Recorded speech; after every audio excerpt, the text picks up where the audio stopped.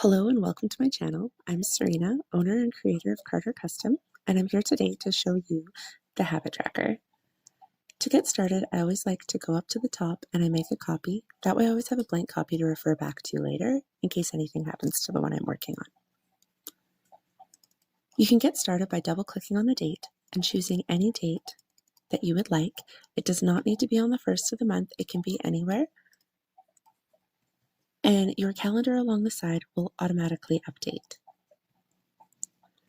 Then you can go ahead and get started entering the different habits that you would like to work on. You will see at the end of your row that you have a total for how many habits that you've entered. You can do a max of up to 15. Then as you go and you do your habits each day, you can check those off.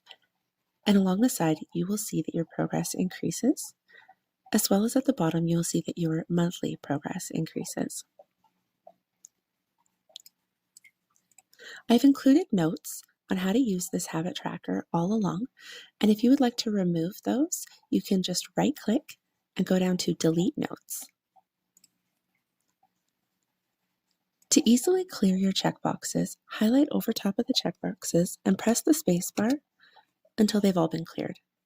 And then you can restart and continue to use this chart over and over again.